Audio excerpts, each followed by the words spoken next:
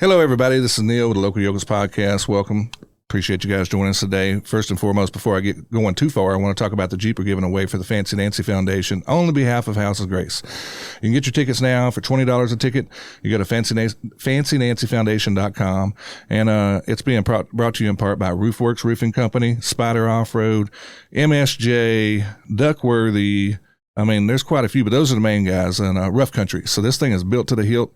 I'm going to probably start doing some real promo work on it here real soon. So you're going to see some real people involved with this Jeep that's local and worried about what we're going to try to bring attention to stop domestic violence in our community and help the places, especially the House of Grace, that supports these victims. So, all right, without further ado, our guest today, Ms. Carmen Bechel, Special Victims Advocate for DeSoto County District Attorney's Office. Welcome, Carmen. Thank you. Glad to be here. Tell us a little bit about what you do. Well, my role as Special Victims Advocate is basically providing special services in special circumstances. We have victim witness assistants there at the office who let them know about their court dates and help with meetings and things like that. But a lot of times you've got somebody who needs a lot of therapy or resources or shelter or whatever it may be, and that's kind of where I come in. A lot of the higher profile cases of human trafficking, cases of multiple victims, preachers, cops, all those things, they will call me in immediately as soon as something is turned in. Wow, that's pretty interesting. So one of the reasons I wanted to have you on today is because our county, I think in the whole northern part of Mississippi, but especially in DeSoto County, as the population has grown, obviously more people, more problems, right? Mm-hmm. So sometimes as the public, we don't know what's going on because y'all are so busy doing the work. You don't have somebody out there going, hey, we just arrested this child rapist today or whatever the case may be. And I hate to we're going to use some harsh words today, so everybody be aware of that. That's right. These are real serious topics. We're going to be talking about human trafficking, child abuse, rape, etc. So domestic violence, we're going to be on all that. So, but in that particular case, it's not their job to report the news to the community. Your job in their office, right? Right. Y'all are as transparent as they possibly come. We try I will to say be. that. Mm-hmm. Yeah. What you can put out there before you do, because you want people to know there's an issue in the community. Yes. And the reason why I wanted you to wanted you to come on today is to let people know about the issues we truly have here. It's not just in Memphis, folks. It's here. You know what I mean? We have an issue, and it's not because of the lack of law enforcement not doing their job. It's just more people, more problems. And predators will find their prey. And that's where they go to, our schools and our churches. Now, talk to us a little bit about that, Carmen. Well, it's no secret. There's been a rash of things like that happening everywhere. Yeah. And it's a crying shame that we've gotten to a day where you can't let your child go to school or your child go on a field trip or with the church or something and not have to worry about something happening to them. Yeah. I mean, that's a crying shame. So I think that there's a lot of awareness that needs to go on. Too many trusting people in a crazy world. Mm-hmm. The kids with their phones. Oh my gosh. That's such a problem. Yeah. I'm going to tell you, I've seen it. I mean, I see it every day. I wish they would just pass a law and just say, if you're not this old, you just can't have a phone. Right. Because the parents don't get it. I don't get it. I'm telling you, it's there. And I have seen, I've seen terrible fights, baseball bats brought, and it was all because phones just getting it steamed up and just stirring it until it just exploded. Right. I have seen little girls under 13 be bullied and stalked by grown men. Right. And their little lives are never going to be the same. Their innocence is gone. Sure. And until parents really get it, that, when you hand your child a phone, the least you can do is monitor every little thing they do because there are predators out there and they are looking. Sure. And you are providing what they want by handing your child a phone. Well, some of these game apps, too, like I know Roblox or something they're talking about recently, the predators find their way through there, to access children, and look, man, it's our job as parents. Like, you want them to have their own things, and respect them. Yes. However, they're children. So we have to, it's our job, to oversee them, That's right. Somebody said the other day, you wouldn't hand your child porn. No. And let them go in their room. Yeah. But when you hand them that phone, you're handing them a Everything. key to any kind of anything they can see. And you're also putting them on the table for everybody else to access. Sure. So there's got to be some accountability with the parents. Yeah. And if you don't know it happens, trust me, it happens. Yeah. And in one thing in all of these things, everybody has in common. Nobody that I've ever talked to said, "Oh, I thought that would happen to me." Nobody ever thinks it's going to happen to them. Exactly, yeah. But you know what? Once it does, that child is scarred for life. Their innocence is gone. Yeah. And it'll never be the same. And you could have prevented that. Yeah. Now, with that being said, in that particular situation, that's one of the things I want to bring you on today about was talk about how, to keep that from happening, of course, because we know the ones that are reported and known about. But, of course, what we don't know. So how many has gone unreported, in a case to where it didn't get found out, but it was still some harm was done to a child in any capacity. Right. And we just don't know whether it be sexual or physical or whatever the case may be, exploitation as a whole, That's right. And they will go through their life not really knowing how to deal with that, That's right. And so if someone suspects, now the biggest issue I think a lot of people have is like, I don't want to get involved with that. Yeah, I want to protect a child. I need to do something.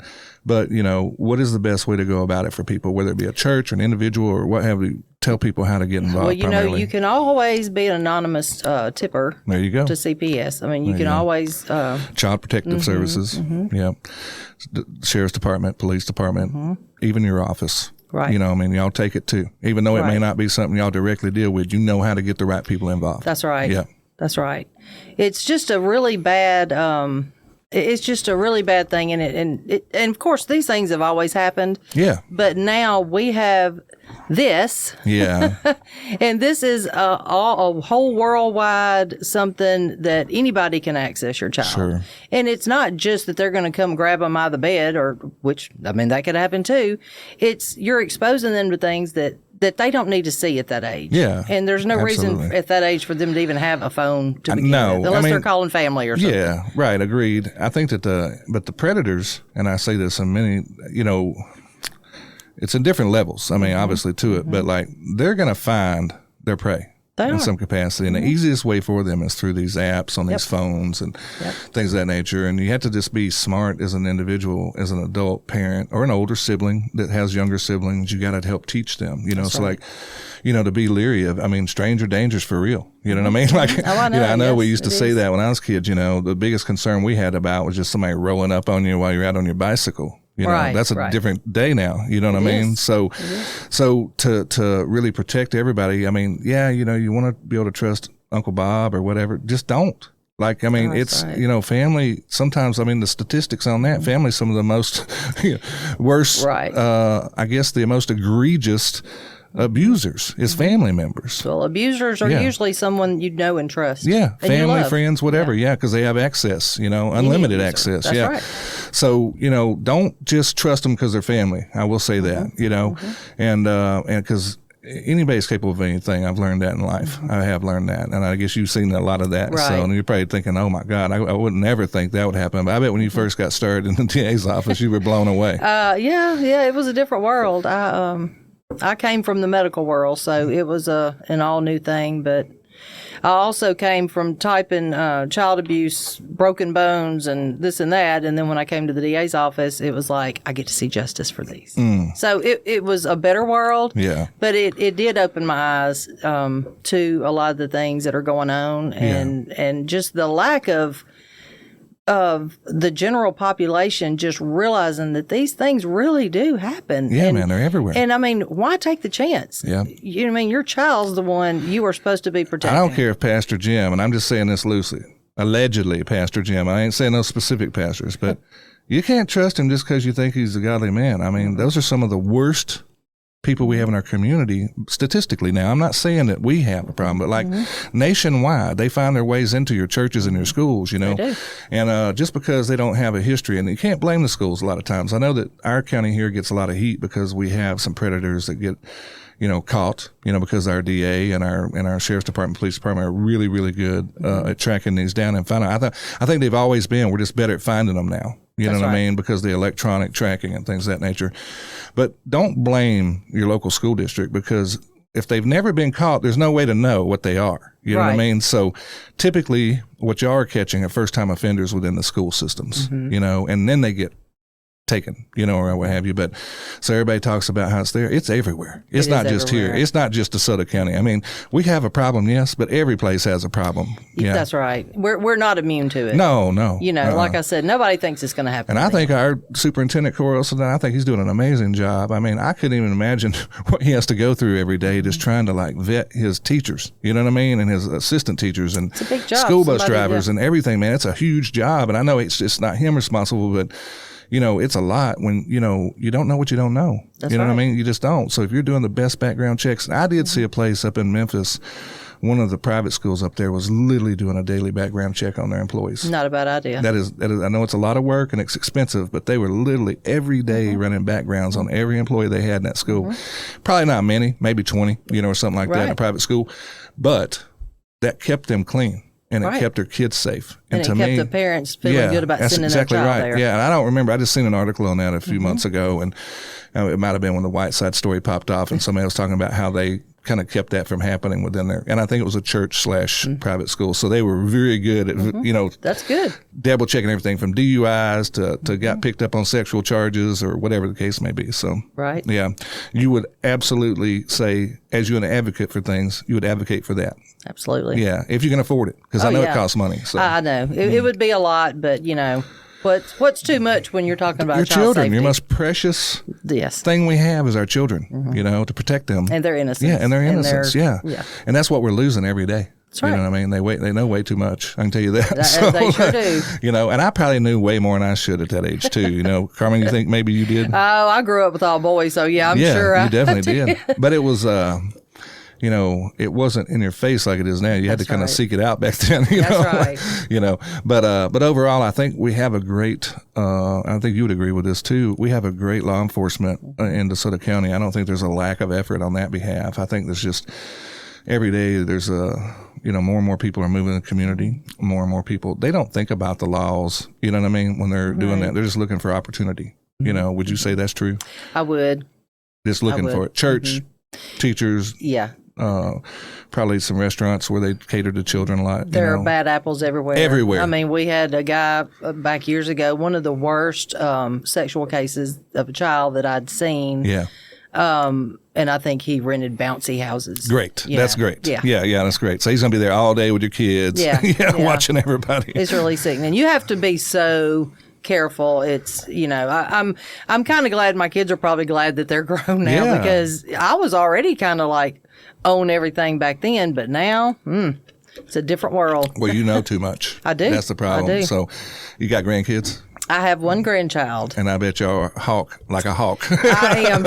She says Carmi is all about safety. yeah. Well, that's important. I mean, all we can count on.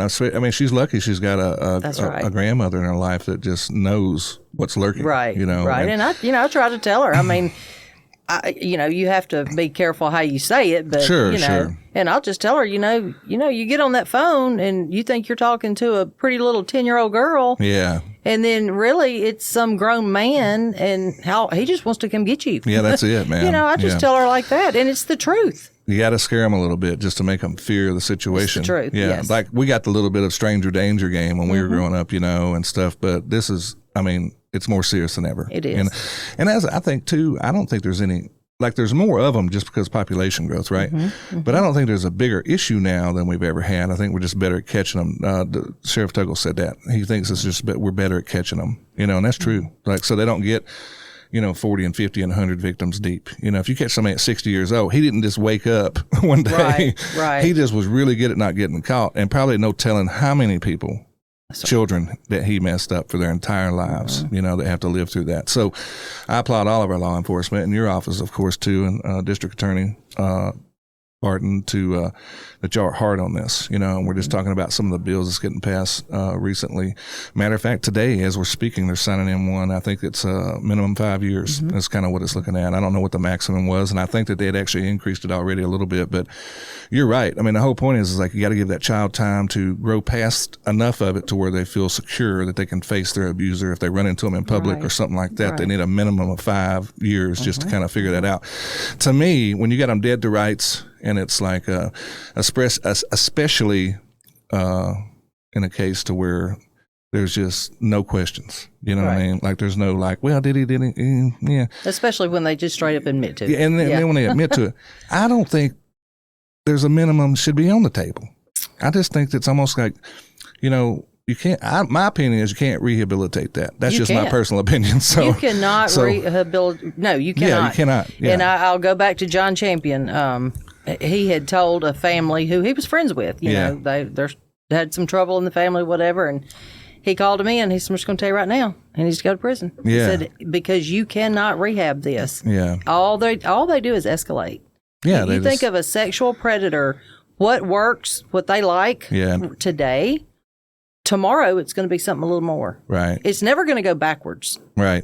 It's always got to be more and then more and then more. They may be looking at children online today. Tomorrow, they want to touch a child. Yeah. Next week, they want to take them home with them. Now, you have to escalates constantly. Yeah. Yeah. So just like with anybody, I mean, I think that you get too far down a rabbit hole, it's going to take more and more and more to satisfy you. I think that's kind of what you're getting at. And so, my theory with that is like, we need a pedophile island. That's what I call them, So you don't want to know what I think. I've said this about on a show some years ago. I think, and I've said this a few times on the show when I'm talking to people about this topic, but in Washington State, they have what they call a pedophile island. Oh, wow. Where back in the 90s, I think that the laws weren't stiff enough, and they realized they couldn't rehabilitate them. So they would send them to this base. It used to be a base right off of the coast on this little island over there in Washington, where they go for indefinite mental evaluation is what it was called. So once and none of them left. Well, yeah, like maybe one or two. I'm sure a lot of kids are better off for it today. 100%. Yeah. Like, so I think, everybody's like, well, that's inhumane, blah, blah, blah. No, it's not. You know what's inhumane is messing with innocent little children in any way possible. So, I can't think of much worse. Florida recently passed, you can get the death penalty for a prepubescent child molestation. I think I need to move to Florida. That is an amazing law they passed. I think Tennessee was desperately trying to put it on there. Mississippi needs to work on that. So, like to me, that is the ultimate. That's, to me, that's worse than anything you can do. It's terrible. It's terrible. And these deals, and I don't think your office is doing that. There's no more deals on the table. I can tell that. Like, he's really tough on what he approves on deals. Right. Yeah. I know when Matthew first started, when he got to be DA, Matthew Barton became DA. We've had several conversations. I've been there a long time. Mm-hmm. You've been with a couple of different DAs. I have. Yeah. I have. Mm-hmm. I started with John Champion, and then Bob Morris was appointed, and then Matthew ran and won year and a half ago. Whatever. Yeah. We had a talk right off the bat about the victims and the problems that we were seeing, especially with domestic violence. It could happen with anything, but especially domestic violence. Every case we'd get, it was, first, what happens is the crime happens and the agency deals with that. And then it may be 6 months later when we get the case. And, we needed somebody to step in right then and help them. Right. Put them somewhere safe, get them shelter, get them any resources they need. And that's kind of what I started doing with that. And then, it kind of led to doing more and more. And we really need our own special victims unit because this has gotten to be so much. I could spend 24 hours a day on this. Right, because it's that big a deal. Yeah, because so we talk about some of the things that my organization does. Like right now, we're doing the Jeep giveaway for House of Grace and domestic violence. But I talked to you about recently, we've had this another group dreamt up, the Buchanan House Project. I just did a show with them. Yes. We need more because the needs you're talking about, what you need, special victims. Yes. There's, just from the domestic violence side now, We have 13 beds in the whole area to service 11 counties in North Mississippi. Right. It's a problem. Folks, this is why I've been working so hard. They have support, yes, but they don't have enough. They need a new facility, really, is what they need, with more beds and things of that nature, because it's a DeSoto County issue mainly, for sure, but they may get a call from Tate County that they have to get somebody into, and it's an emergency needs shelter. Right. So it's protection based, and they're coming with children, by the way. So 9 times out of 10. That's right. Yeah. We had a little meeting when I first started doing this work. I was reaching out to different ones, and it's like every nonprofit or whatever knew of a few. Yeah. But not everybody knew everybody. Mm-hmm. So I said, we've really got to get together. So I had a little victim resource meeting and just had everybody who I knew of who knew them, but they didn't know each other. Exactly. So you're the networker. Well, and what I did is I would reach Buchanan House Project, and I'd say, hey, do you, everybody that you know that provides services, please invite them. Sure. Or, I'd reach out to House of Grace, say the same thing, whoever, Leah's house, everybody. And we had probably 30 or so people come, and it was just a meet and greet.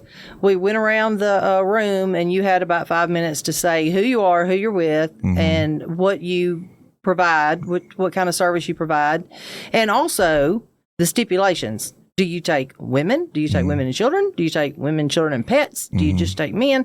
How many beds do you have? So I knew about Buchanan House Project, and I think I saw it on Facebook. So I had actually reached out to Mandy. I love Mandy. Yeah.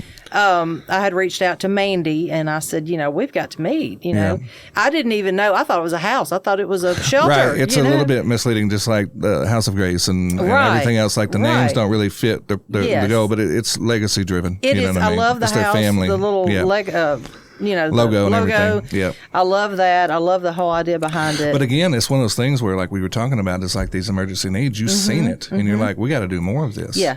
So D.A. Barton said, you know what, you do. So, that's right. Yeah, go get it. There was a huge gap, and like I say, we have shelters, we have some places we can send them and things like that, but what we needed, Buchanan House Project really filled in that gap, because what we need is this person, I'm going to say she, just because it's usually a woman. It can be a man. But we do know men. I had actually, when I did their show here, I think it was released last week, actually, a person commented on one of the posts. It's like, do y'all help men too? And absolutely they do. Right. Like, so it's not just women. Right. It's just mostly women. I'm bad about saying she, her, but I get it. But it is mostly podcast. Women, because most men just have a hard time admitting to what they go through. That's right. So like they're usually a little more resourceful too, and a little bit private, because like I said, though, but there are, and I think that Holly that was on the show mentioned that it's like the percentages, and I can't remember what she said, but it was a big number of men who actually are in domestic violence, but just not willing to come to the table with it, and show. So, but go ahead and go on with your. Oh, I was just going to say, when right when it happens, when this person decides to leave, that can be the most dangerous time. Yeah. When because they're leaving and they've lost control. Everything. And it is, it's all going to break loose right there. So the highest risk for domestic homicide, probably. Yes, and we've seen that around this area in the last year or so. So sad. But they provide that service, which was very unique and it was very needed because we didn't have that. And they'll take them, put them in a hotel room for 3 or 4 days, whatever they need, and until they get it sorted out. Sometimes they have family, maybe across the country or whatever, and they can go stay with them. That gives them a safe place to get out of that house and be safe for the night, or 2 or 3 or 4, whatever. Which, by the way, they mentioned that you guys, for sure, the DA's office and Sheriff Tuggle and all the chiefs of police have all got on board with them and provide 24-hour security during this time of this emergency when they're in a hotel. And they usually, it's a very anonymous place. Nobody knows where you're at. They go to different ones. So they got partnerships with multiple different places. So it's something that y'all have to work hard at together to make sure that they do, and they can do their job the best. That's right. Yep. Mandy and I had not met each other personally.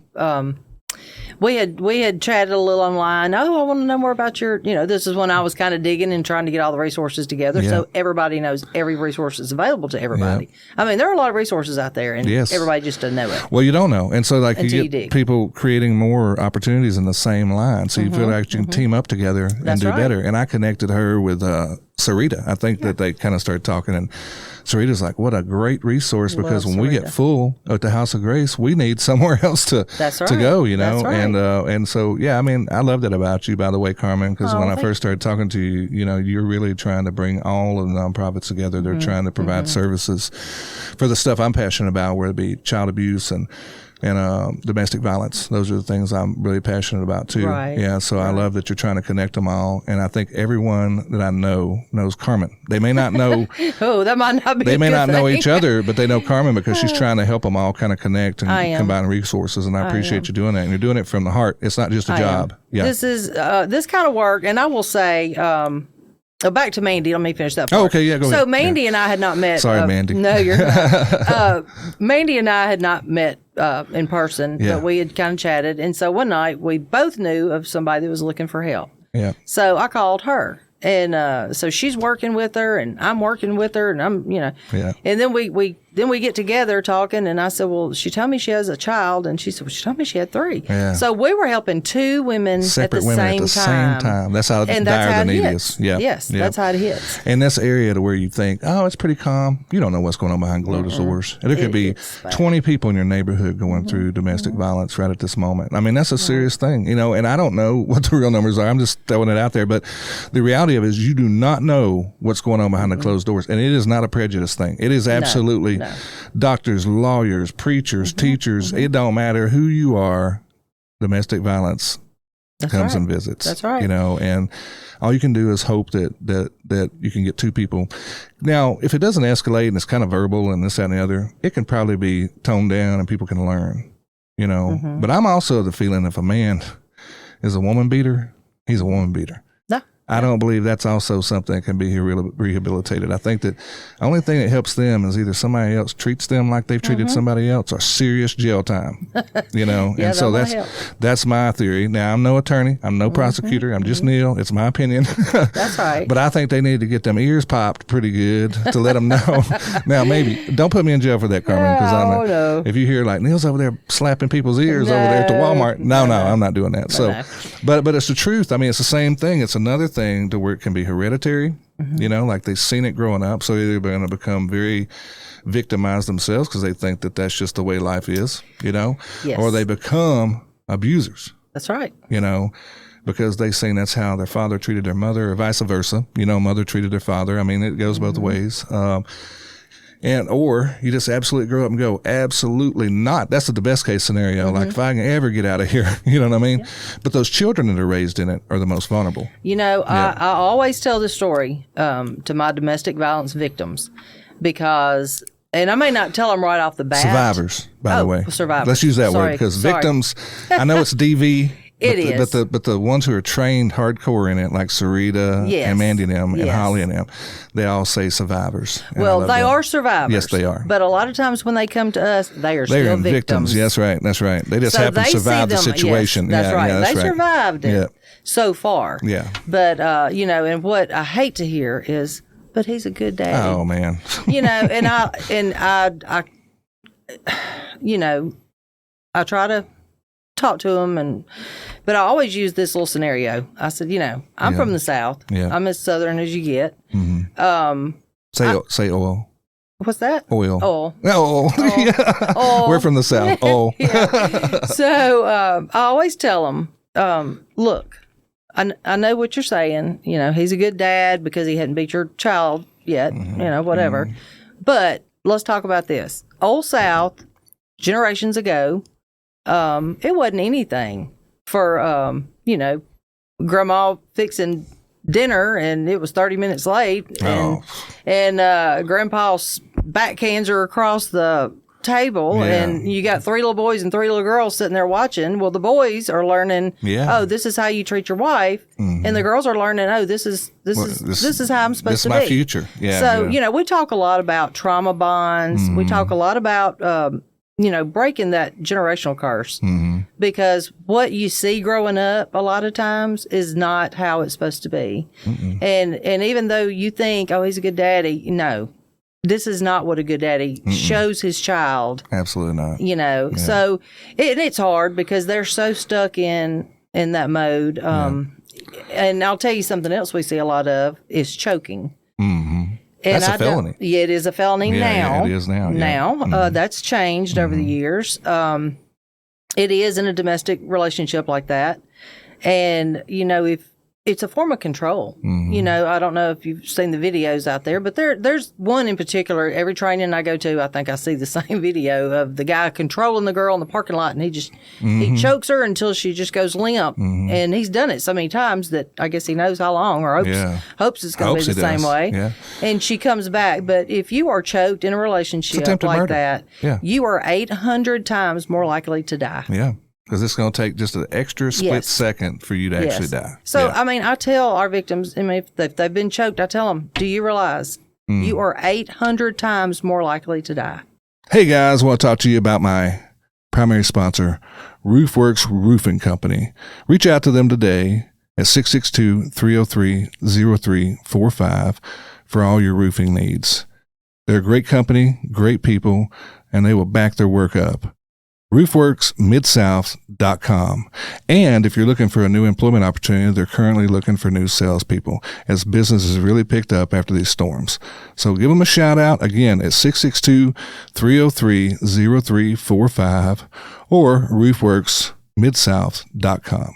There's no sugarcoating a lot of this stuff. No, you can't. That's why I said we're going to talk about hard topics today. And this is stuff where, I'm not even kidding you, Carmen, like we talked about this at times, me and you on the phone, kind of stuff like that, but it makes my blood boil. I was just thinking about it in a second when you're talking about that choking stuff. And I'm like, it is like, that's an attempted murder type thing. Cause like your intent is to control them and make them fear you to the point of where you're afraid for your life. And that's really kind of where they're at right now. So, and with children, especially, like when you start choking your kids, that's a whole nother game. You know what I mean? So the child abuse, but there's levels to this thing. Like, with the domestic violence, it runs from, sexual to financial to mental to physical. There's different levels of control and DV, by the way. Right. And so, if you're listening to this, and I've done quite a few shows on domestic violence, that's the one that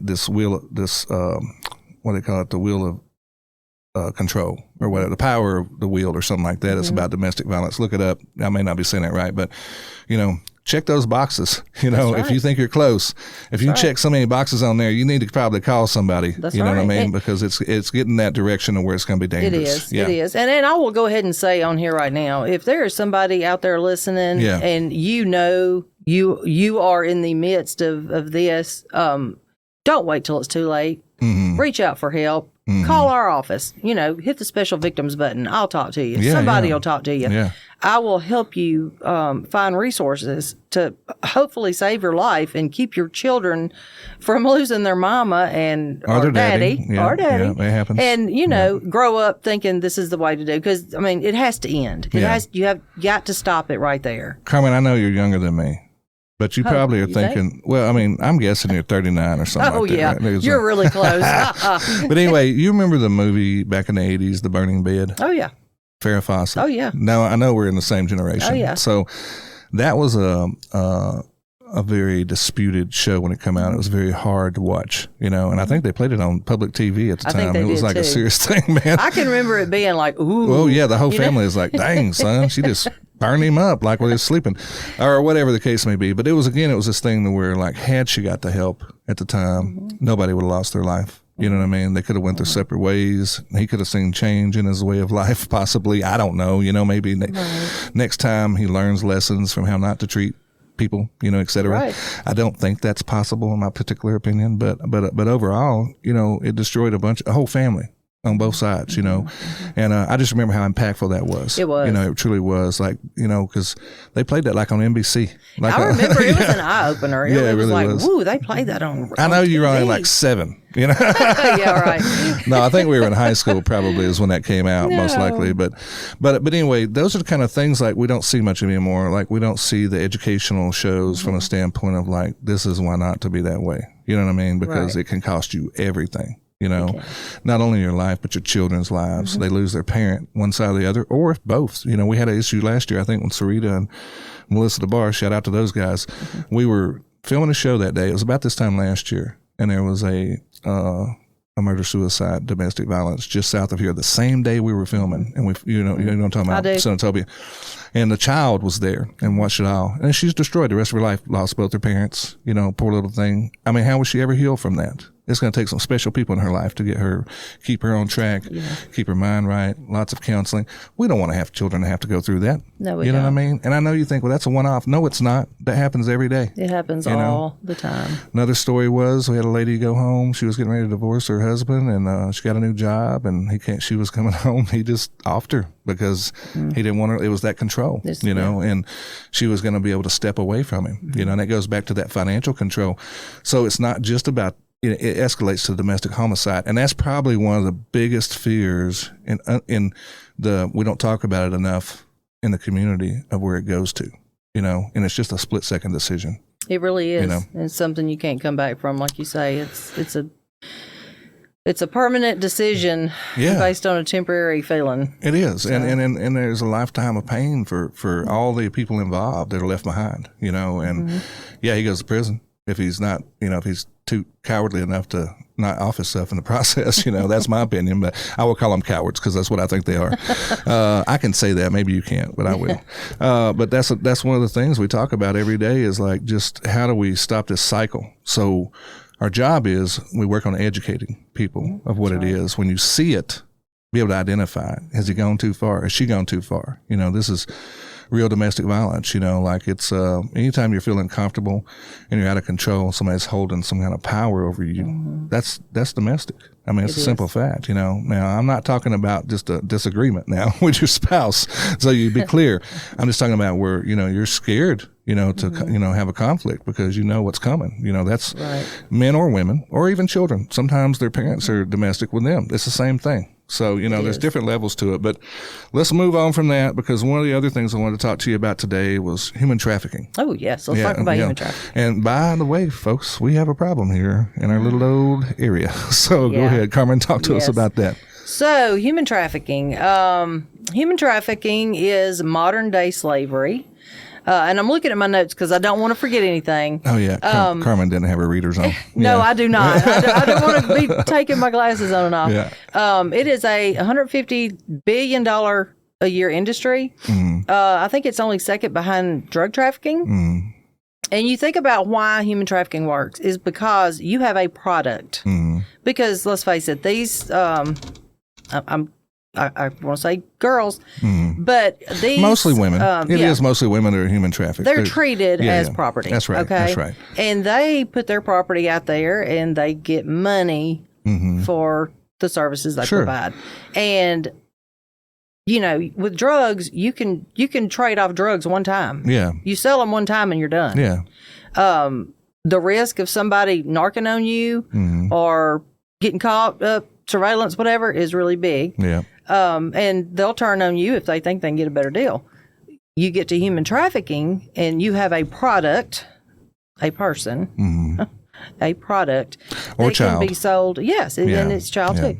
That can be sold 30 times a day. Yeah. I mean, it's not uncommon. It's really, really sad. I won't get into all that, but it's really really sad, the things that these people go through. I've seen text messages, please, if you'll just give me 3 days off, I'll work extra next week. You won't even have to give me any food. I mean, it's just really sad. And, here's the thing. These are the people who are at risk, and I'm sure I'm leaving out somebody. But we talk about children who are runaways. Any kind of unstable family unit, okay? They don't have the home support. Could be coming out of drug rehab. Domestic violence, even. A drug user. Yeah. If you're homeless. I mean, there are just so many things that put you at risk for this. You go through the, what am I trying to say? Not CPS, but you're in a drug program? No, not drug. Rehab? Children. Oh, like they grow up and I got you. like that kind of home. Yeah. Whatever I'm trying to say. Like Group orphans. home. Like group home type person. Yeah. You know, you come out of that, you don't have any way, Right, you don't have a support system. Yes. You don't have a great family. I mean, that's the don't. problem with orphans. Like, unless they just find Yes. somebody in that system that just has always got their back for the rest of That's their right. lives, and That's that's what we right. hope happens in when we're dealing with adoption. Mm-hmm. But in this particular case, when they usually age out, Yes. they're on their own. They're on their own. Yeah, and so they're really probably at that point very, very vulnerable to They are. having someone try to take control of them, especially the females. That's right. Yeah. So, and it's a way to survive for them. Yeah, and they don't have any means. And sometimes you and I talked about this a little bit off air that like they will look at that as like, well, that's my man. Mm-hmm. Oh, And, in reality, it's, Yeah. He's convinced her that, that like she relies on him so much. And even all the quote unquote work she's doing, whether it be sexual or whatever, might just be that they're at a job and they're working the crap out of it and taking all their money too. That's another way to traffic people. Oh, yeah. And it doesn't have to just be that, by the way. That's right. But they look at that as their love interest. Oh, yeah. Yeah. I mean, stereotypically, you think about the white van pulling up and snatching a girl off the Stranger street. danger. Yeah. Now, I'm sure that does happen sometimes, does, whatever. yeah. But what we see around here a lot of is the Romeo effect. Mm-hmm. And it's usually a lot of times it's somebody who doesn't have that support and love at home. Mm-hmm. They may not even have food or, what the things they need to live at home. They don't have a good home life. Somebody comes along, offers, it doesn't take much. Doesn't take much. You know, and they offer them a little something, get them a little manicure, and they're in love for the rest of their life. It's so sad. The way that they will do and they will manipulate and they make them think that they love them. Mm-hmm. And this is love. And a lot of them, getting beat on and getting half fed, that's the way they got treated at home. They don't know so it's no different. Yeah. It's kind of better than what they left a lot of times. So that really puts them at risk. And they go in and then, well, if you love me, you'll do this. Well, and it's not just me. And I've got some friends and, well, if you love me, So, and he's taking the money. Transactional. Yeah. It's all transactional on his part, but with her, it's her love. That's what I mean? right. Yeah. She thinks that's her man. And the way I was trained in human trafficking is, with the victimology, it's so close to the domestic violence scene because they kind of look at that as this is love too. Mm-hmm. So the way that you approach those are, the trauma-informed type approach. The wheel of power. I think that's what it's called. That's what I was trying to say earlier. Yeah, it's very close. They don't even know they're victims of human trafficking a lot of times. Well, even DVs, they don't know. Right. One particular instance, person told me, it's like, I was in it for 30 years. I just thought that was life. You know what I mean? Yeah. And then one day something happens like, that ain't the way the rest of the world lives, Right. So, and then you come out and you can be 50 years old and wake up and go, holy cow, like what? I've lived my whole life like this, like not everybody gets slapped every time that they say something they don't agree with, I mean, same thing, with the trafficking. I think the control, it comes back to control. They're afraid of them. They want to please them, on every level, afraid of failing. They're scared to death. They're scared to death. Yeah, absolutely. They've seen, a lot of these have seen what they've done to other girls that turned on them. Yeah, absolutely. And they have been made to watch the things that got done to them or see pictures of the things they did to them, and they're not talking. No, I don't. And that goes back to that product. That goes back to them being a product. And after they have seen so much violence, and they know what's going to happen to them if they talk. It's not like the drugs sold one time. You're sold 30 times a day, and you're not going to dare say anything.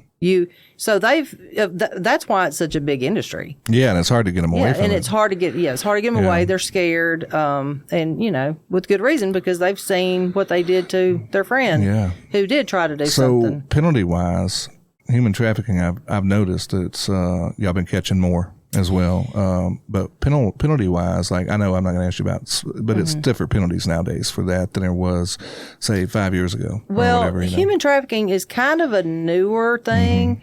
We've had a case in this county before, back years ago, and it wasn't too long after that, and human trafficking kind of came up as a thing, and hindsight, it's like, oh my gosh, he was trafficking those girls. Yeah, you didn't know it. Yeah. So you didn't even realize it at the time. You didn't have a word for it back then. That's right. Like it wasn't defined as that. And I know when that word first come out, I'm like, well, what are they talking about? Are they talking about prostitution? Or are they talking about yes, that and others? Like there's other things because there's, like I said, they can actually be just making them go to work for them and working.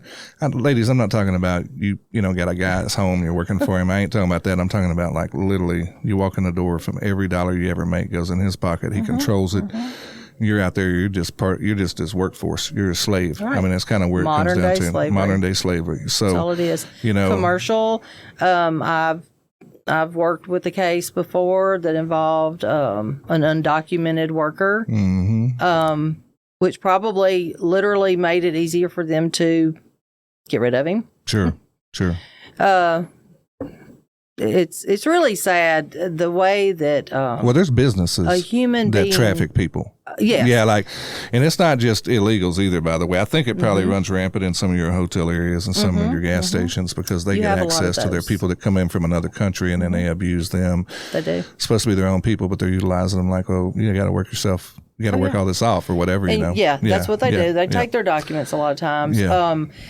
Some of the things you look for with human trafficking, and everybody always says, well, how do you know? How do you know what to? So you need to know that when you're looking at a situation, I always say, God gives you an intuition, a gut feeling. And one of the worst things you can ever do is not trust that. That's right.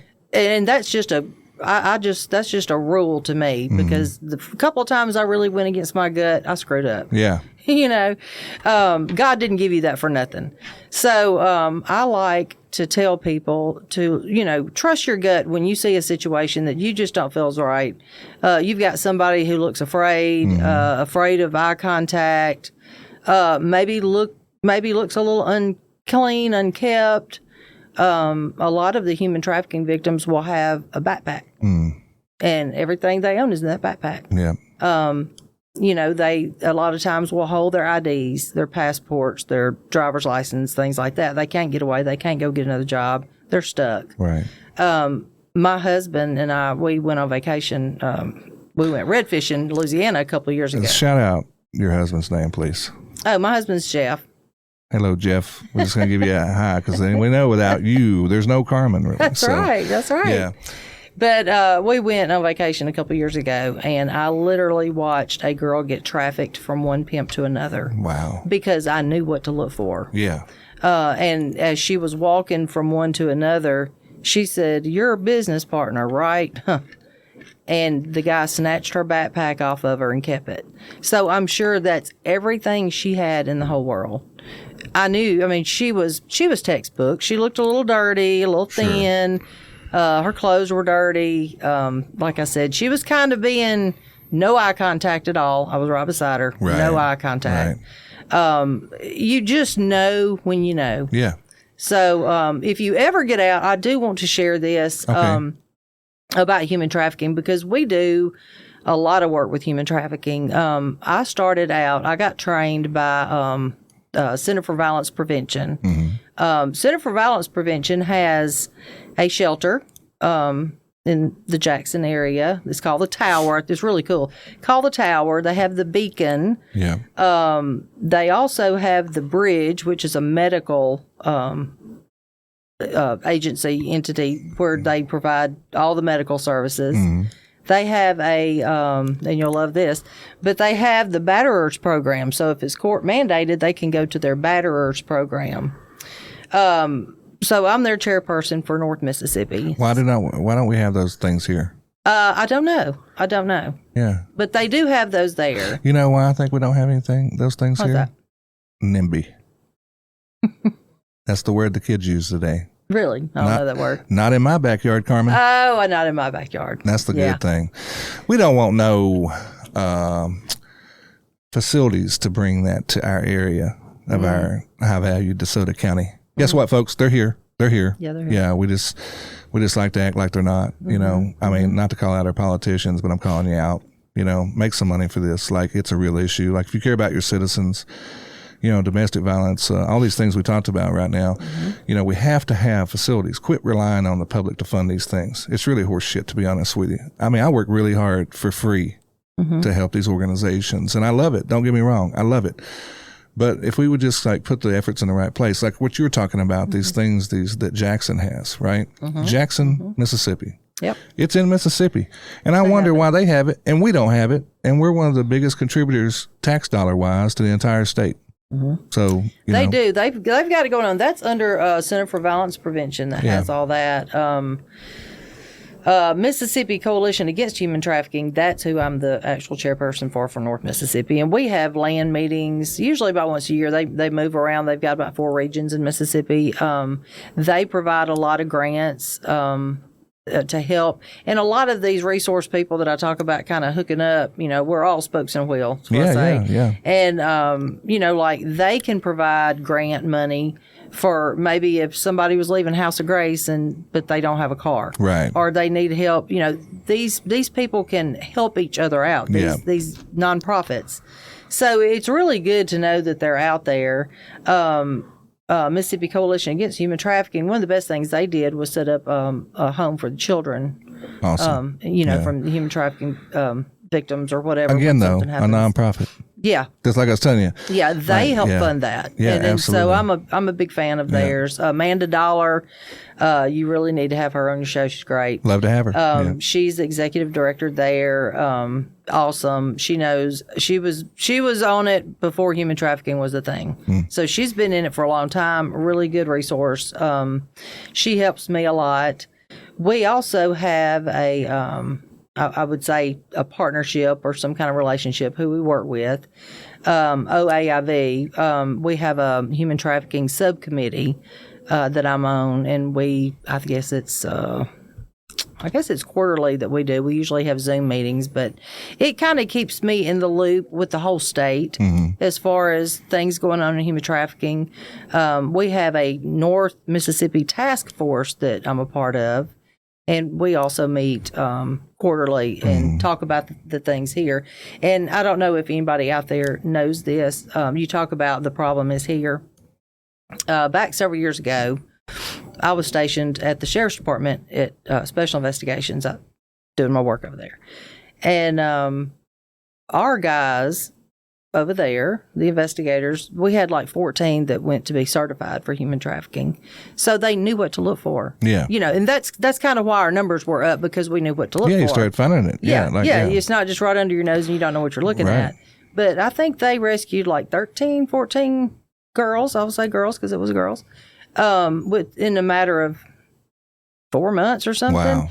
And I think it was in 22, and they actually came from Jackson. Center for Violence Prevention came up here and presented our sheriff's department here with the Angel Award, because they said we're not seeing numbers like this anywhere else in the state. And it's because they knew what to look for. That's right.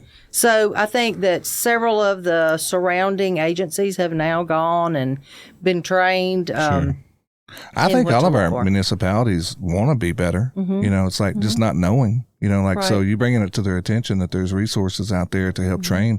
I mean, all of them want it to be a safer community. They want to find them. They want to get them off the streets and out of our communities and out of our churches and everything. Like, they want that. We know that. I mean, I taught every mayor, well, a couple of them I taught to. I mean, that's their biggest nightmare, is having that run amok in their town. Other problems are, that's serious, but like, most of the stuff you're dealing with are most vulnerable, so we got to figure out a way to get them out of our communities. I don't think you can ever just totally rid yourself, because they're good at hiding in plain sight, They sure are. Look at the people that get caught sometimes. Sometimes it's actual police officers, for God's sakes, That's right. And I'm not saying that there's always a bad apple, it's just the way it is. But like, same way with churches. I'm not saying all churches are bad, but like, that's where they're going to gravitate to, because that's where they have access. Same thing with the schools, and so again, you guys know what to look for. You're trained and learned. That's what I was talking about today. Tell people some of the signs, like, is it like a certain type of look, like that they have, and then. Well, like I talked about the girl I saw, I knew as soon as I saw her, and when you could just see the body language between the two guys, one of them was there to drop her off and one was there to receive her. Yeah. It was plain as day. Yeah. You just learn, and when somebody's scared and they look down and they're scared. No eye contact. No eye contact. Very probably under control. Malnourished probably to a point. Little bit. Yeah, and then also just maybe strung out a little bit. They probably control them with drugs and stuff. They do control them with drugs a lot of times. And I should have said that a while ago. That's another thing that makes you, homelessness, drug addict. They are really at risk. Yeah, absolutely. Because that's how they. Yeah, get their drugs. That's how they control them. It's transactional. It's like you do this for me, I'll take care of you with that. Like it's the way it is. And I ain't talking about, well, you cut my grass, neighbor, I'll come over and trim your trees later. It's not the same thing. These are harmful to our, our human beings. Like, that's the thing we forget sometimes. I think people look at them as property, like you said, and it becomes they're less than a dog in some cases. That's what it's modern day slavery, like you talked about. And it's like commercial sex workers, pretty much. And I do want to give a little shout out to Thistle and Bee. They are a shelter for survivors of human trafficking in Memphis. Okay. And we do a lot of work with them, sweet girls. And some of these girls have graduated through that program and they help run it. Yeah, most of the times they're so good. They're so sweet. Most of the time, like with these houses, even like Sarita, she was a survivor of domestic violence, and she become and runs the house. Melissa DeBar, survivor, she actually was a big supporter for a long time and still is part of the House of Grace and part of our organization now, the Fancy Nancy Foundation. But like they usually come from a world where their eyes are open to it. Because sometimes, like we as life, I talk about that all the time. We in life, we're so busy making a living and we're raising our kids that we got blinders on. And we're not realizing. I was that way. I swear I was. Right.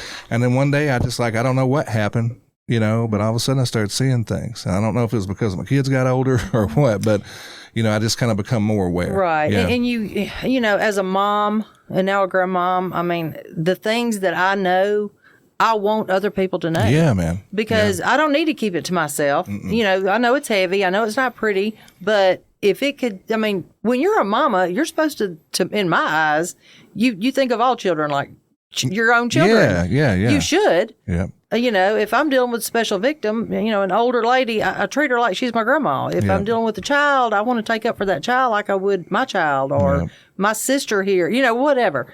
So I think a lot of that is, you are busy, you are doing your own thing, but at the same time, once you know, you can't not know. You can't unsee it. No. Yeah. And you want to let other people know because you don't want the things that you see happen to those that you care about or anybody. Well, that's why I wanted you to come on the show, because we talk about some of the issues we have in the county and like how to identify them and how to report them. Like none of us are experts. Like I have no expertise in anything. All I have is a platform, and I was willing to create to kind of like have folks like yourself come on and kind of tell people, the community, a little bit about it, because it's here, folks. Like it's here in every facet. It's here. We have poverty, we have homelessness, we have lack of food. We have food shortages, believe it or not. That is a thing. And we have a ton of people trying to do good work in the community, but not everybody knows about them. So that's kind of why I wanted to have you on, because and you're the ultimate networker. You kind of work like I do. You're trying to bring folks together with the resources. So in a different way, you're trying to network them to where you get this committee together and y'all have group meetings. And I want to be a part of that in the future, so that we get together and we realize that who all provides what services. Because right now, if I hadn't got involved like 5 years ago and started working with the Feed My Lambs organization, I wouldn't know about all these great places, because I just started, like I'd call up, I tell the story all the time, I'd call you, Carmen, I'd be like, hey, Carmen, do you want to help me with well, Neil, I'm neck deep with the Healing Hearts Child Advocacy group. I can't really, and I'm like, well, what is that? And then I find out about them, and then that's what happened to me. And I know a lot of people, or when they watch this show, sometimes they're like, I had no idea that was a thing. And that's what I'm trying to create here. And you're doing the same thing in a different way, because your job allows you have to go find out these resources that are available to the community for these victims that you're advocating for. So it be food, clothing, housing, whatever, you're tied in, and that's real essential. You're valuable. And I know that you do it. I mean, you probably do it for free at this point. You know what I mean? I probably do. Yeah, you probably do when you add all the hours in and all that stuff. So I'm glad we got you, because somebody's out there advocating for the less fortunate in every sense of the word. They're vulnerable. Well, I've always been for the underdog. I don't care, and I'm not afraid of a bully. I mean, I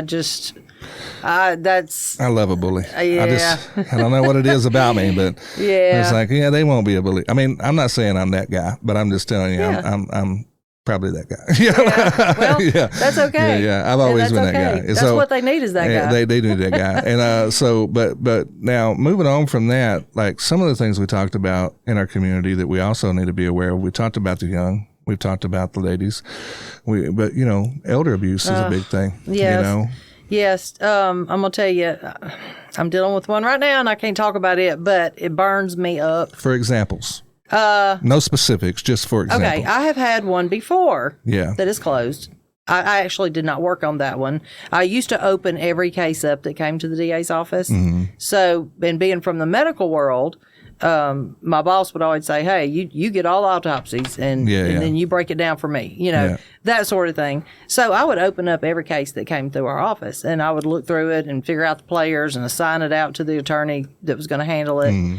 And which is a chore, by the way. Yeah. Oh my goodness. Yeah. Yeah, because you've got. I can remember we had so many youth leaders, stepdaddies, real daddies. I mean, there were so many that I would have to give this attorney one stepdaddy, this attorney another stepdaddy, this attorney. So they don't get them all mixed up and confused because they've got a huge workload, Oh my God. I don't even know how they keep it straight. Like, I don't either. We have a pretty good sized DA office. Like, how many prosecutors you got in there now? Gosh, I don't even know. I think there's 20 something of so that's a ton. That's staff, but that's a lot. And everybody. Like when you talk about it, like that's a lot. Maybe and 22? And your workload's huge. Like it's like nobody's just sitting around waiting on something to come through the door, No. So, I get it. But getting back to that, you see everything and you see so much of the you don't want to talk about it. I mean, it's just like that whole, not in my backyard, that ain't going on over here. Oh, you know what I mean? Yeah. You see it all. And I don't know how you go lay your head down at night and get good sleep because I would be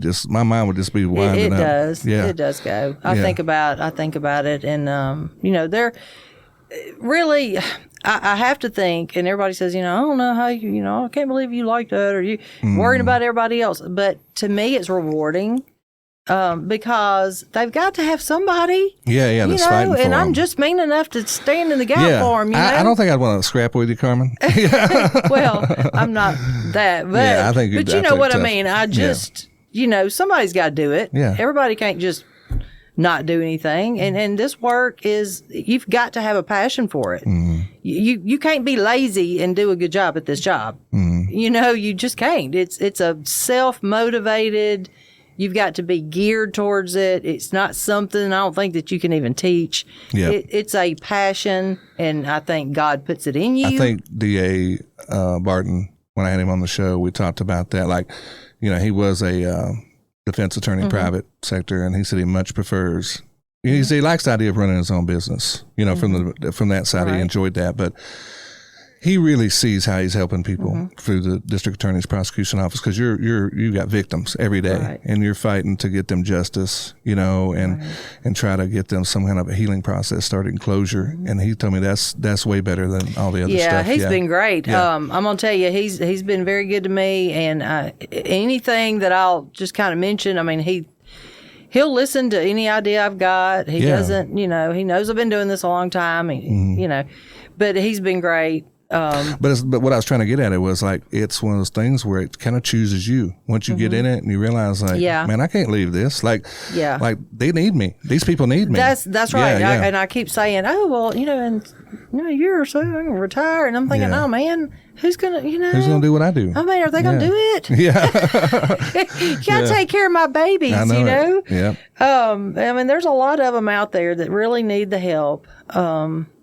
I'm so thankful that my boss lets me do this, and he just kind of lets me go with it. If I have any questions, he's the first one I go to. Yeah.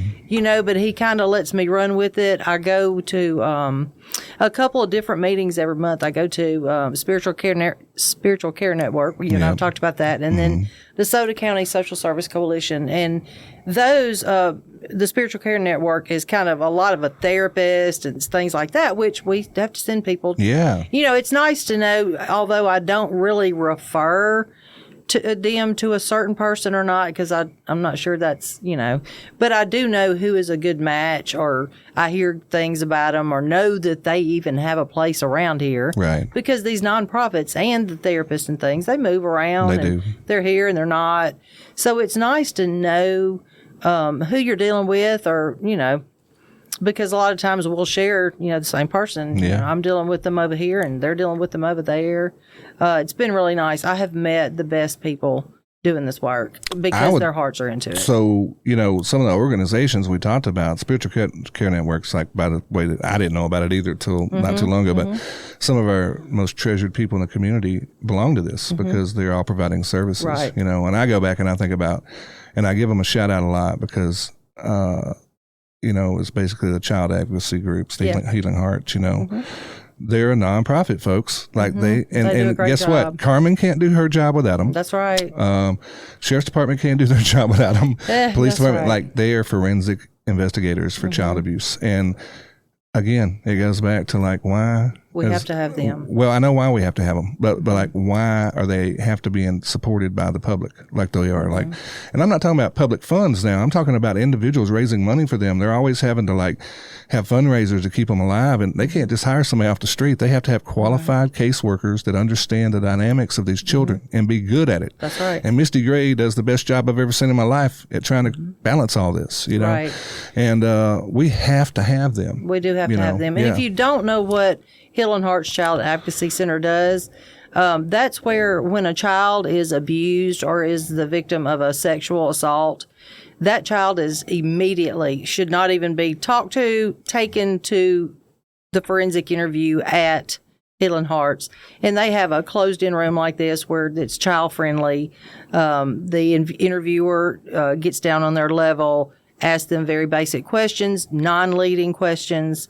There is a monitor, so if the detectives or whoever's outside needs something else or, whatever, they think of something, they can kind of get with them and make sure. That way that child has that interview done and they don't have to be questioned again. Because they don't want to have to keep repeating. No, we don't want to do that. Making them relive it. That's right. the goal. So that's a big thing, and we have a partnership with them. I mean, I go to that every month too. Yeah. That's So they're an independent. By the way, it's important to have these advocacy groups. Memphis has one too. They have a Healing Hearts as well. I think up there. I think is what it's called. I believe it is, but it's different. I don't know. But anyway, they all areas have them. And Healing Hearts, they also are kind of like House of Grace. They service like the northern part of Mississippi. They got like quite a few counties they work with, from Tate to Tunica or whatever.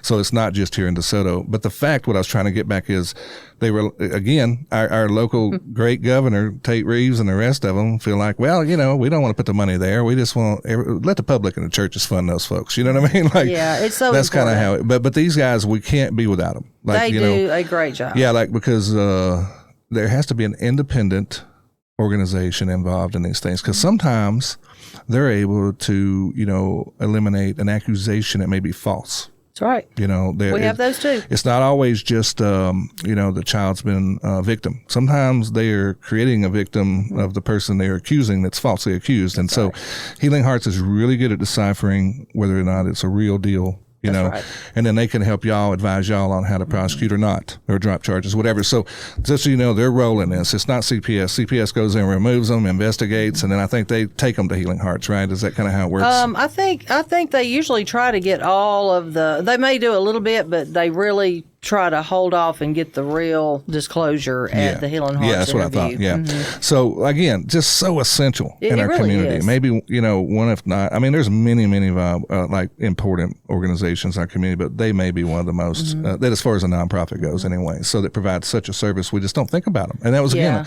really like, I didn't know they existed until you just know. Yeah. They are very essential to our child cases, and we have a multidisciplinary team. Yeah. And we meet there every month. It's a few of us from the DA's office, and y'all help coordinate and figure out better ways to do your jobs. What we do is we have they'll send us their caseload a few days ahead of time. So every child that has come through there and had an interview, they do a rundown on, and you've got your social worker, you've got the interviewer, you've got law enforcement, you've got the prosecutor, you've got medical people if they're needed, psychologists, whatever. Yeah, you've got everybody in one room, and we can go through and say, okay, this child came in, and this is what she said, and this is what's going on with her. In a lot of those cases, there again, this is another way that Matthew kind of got going. If I get right on it right off the bat, then we've got a relationship built, and we can help hold that hand all the way through the process, not just after the case comes to us 6 months later. And I will say this, to credit to him, I think he's more aggressive at this than previous DAs. I'm not going to knock, but I'm just saying, probably because better training overall from a state level. You guys are getting access, and you're seeing like, I want you to go be a part of this, Carmen. I want you to learn all you can learn. That's what he does. And that's what I love about him is he encourages it. I mean, and I try not to, I don't go to things that are unnecessary, but I did. Anytime I say, hey, there's a human trafficking thing going on, you should go to that. Immediately. Hey, there's child advocacy centers having a big, child abuse training. I got Buchanan House Project. Yeah. I got Mandy to go to that. Open her to that. Got her involved with human trafficking, because everybody who is, abused or on drugs or homeless or in the system some kind of way, all these people are at risk for human trafficking. So everybody that I deal with, we circle back around and get back involved in that, because that way, if they are a victim of that and they don't even know it, you can recognize it and you can get the help they need. So with, and that's great. I mean, all that's great. And like I said, it goes back to like, as time goes on, more educational things are available to y'all to where you can learn more. Cause like, you just don't know what you don't know. So like when somebody opens your eyes to it and you know what to look for, and you're, as a group, not just you, but like the more people that are involved, like every time a municipality says, hey, I want you to send 10 people from South Haven PD down here to train or whatever. Right. Obviously the county, the state investigate, all of them. The more, the better, the faster we're going to get these people out of here. Right. Like as far as like the predators that we're talking about.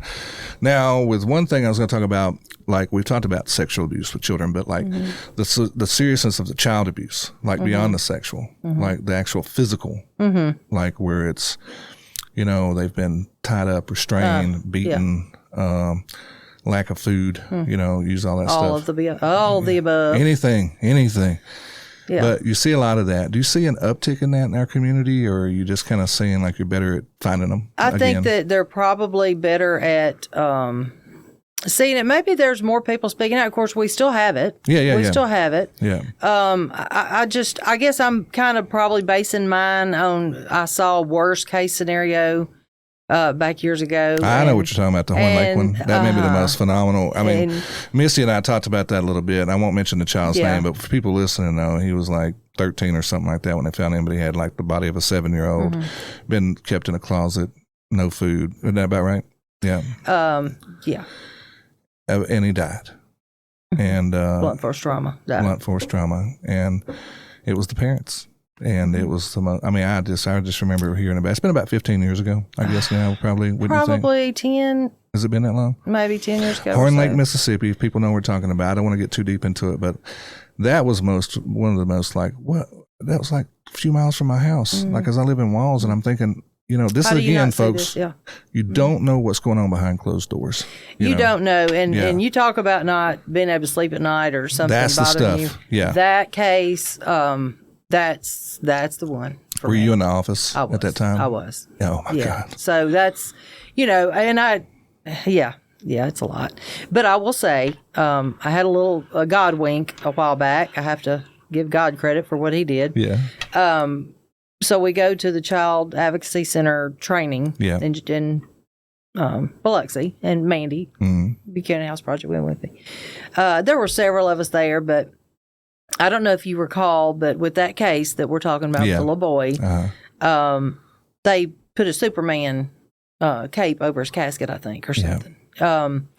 We walked in, and of course, I'm not thinking about it, but we walk in, and it's a welcome screen up there, and it's a little boy holding a Superman cape over him, and it says, "I'm so glad you're here." Oh, wow. Yeah. Yeah. So you just went to bawling. I almost had to, I might have to leave right now if I keep talking about it. Yeah. But I thought, that's how I know I'm where I'm supposed to be. Yeah, man. Thank you. And I even turned to Mandy and I go, oh my gosh, I cannot believe this. This is just, it's a God wink. It and is. you know that's everything that's happened up to this point prepared you for what you're doing. Yeah. So, I just think it's amazing, and I'm so happy that you're part of our our community, because, if not there, I think you'd have found another way somewhere to be involved. Yeah. You know what I mean? Because it's just in you. You know what I mean? Oh, it is. Like, I didn't wake up one day and start doing the stuff we do, like just out of it was in me somehow to start coming out, Yeah. So, but are you, got anything else you want to talk about today? I did want to mention about the human trafficking. We had already talked about it being, it is force. Let me just read my board one more time. Okay. It's the act of recruiting, transporting, harboring an individual through force, fraud, or coercion to exploit them for profit. Right. Okay. Something I did not mention is if that individual is under 18, you do not have to prove force, fraud, or coercion. And with those, it's force or fraud or coercion. It's not, you don't have to prove all three with the adults, just one. Right. But if they're under 18, you don't have to prove that. So with that being said, I think that this really changes people's opinion about what human trafficking is. Yeah. Because it could be, you send me a picture and I'll buy you a game. Right. It didn't have to be a service you were providing to get something of monetary value. Mm. It can be that, but it also might be, hey, if you'll send me an image, I'll buy you a new purse. Mm. I know in the Delta is a big region for Mississippi human trafficking. Mm. And by the way, per capita, Mississippi probably is number one. Wow. For human trafficking per capita. Yeah. Lots of things were going on in the Delta. Still are. Yeah. Well, a lot we of just times. had like a huge shootout down there yesterday. I was like, what is going on here, man? Like, crazy stuff. Gang related. There's a lot of gangs down there. Oh, there are. Yeah. There are. But down that way, I know of a case where a little girl was seeing her, I don't know, their lights were off or something. Mm-hmm. She's, and the mama or whoever sent her over to see so-and-so next door, you know, went over there and do this for me. And, of course, he had his way with her. And oh, my goodness. Next day, their lights are back on. That's human trafficking. Yep. It doesn't have to be a prostitute. It doesn't have to be somebody kidnapping you. It doesn't have to be anytime something is traded for something of value like transactional. Yes. That's the word that I think. Because it means so many things. It's not just sex, but but mostly is, by the way, when it comes to men preying on young ones. Most of the ones that I have seen and dealt with around here have been sexual. Yeah. And they have been female. Of course, they don't have to be. I did have something that was going on that was commercial. Yeah. And that kind of went crossing state lines. Mm-hmm. So I don't know how. When you say commercial, explain to people what you mean by that. It could be construction workers. Right.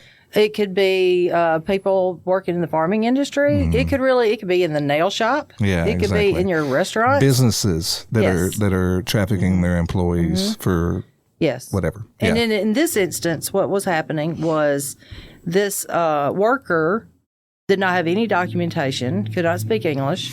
Right. Didn't understand. He was not allowed to leave the place he worked. Yeah.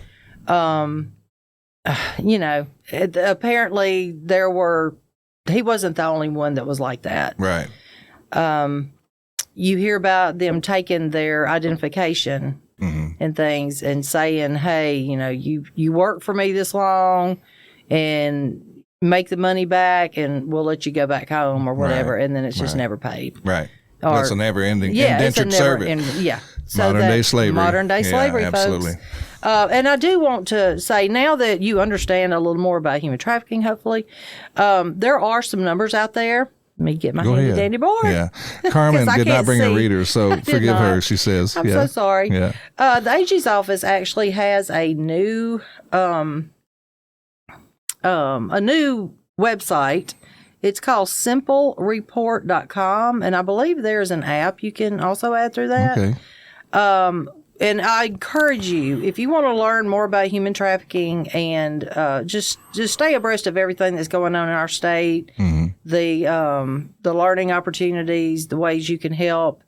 Mississippi Coalition Against Human Trafficking is an awesome one. They have a website that is nomoreht.org, and you can sign up for that, and you will get emails, and you get all the information. Yeah. It's very good. If you see human trafficking happening, 1-888-373-7888 is the tip line, and we have people who call in these tip lines, and they're all over the state. Yeah. And they're sectioned off by highway patrol municipalities. Yeah.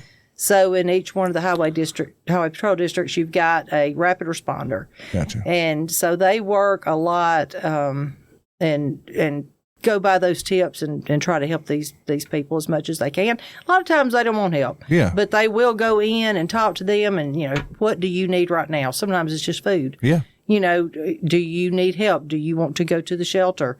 They can take them. A lot of times they don't. And they'll say, you just keep my number if you change your mind. And they say that a lot of times they'll come back, and say, I think I'm ready. Yeah, that's good. It's like sometimes just revisiting with them because the ultimate thing is we want to get them out before it gets so far gone that it's no return. You know what I mean? That's the goal. So that's right. Anyway, Carmen, I want to thank you today. I think we covered a lot of amazing stuff.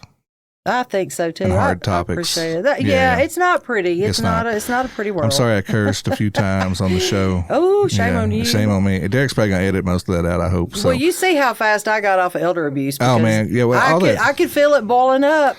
Man, it's like all these things are such hot topics. Like for I think anybody with a heart. It's just their blood boils when they hear this, like you mess with a baby or an old person and you got to fight.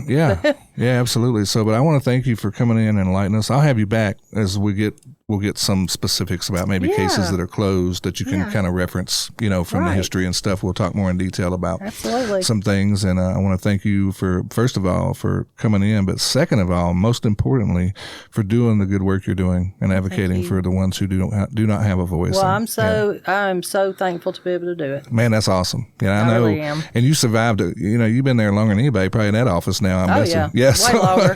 Way longer. Yeah, absolutely. With the change of administration heads, sometimes there's not anybody left over, but you survive it because they see the importance of what you're doing. So, well, I hope so. I try to, do my job and do a good job at it. No matter who the boss is. That's right. So, you got to be that way. Well, thank you for coming in today. Well, I appreciate you so much. I appreciate you. We'll stay in touch and we'll keep working on these nonprofits, kind of get all these resources together. You and I think we can tackle that together. I think we can.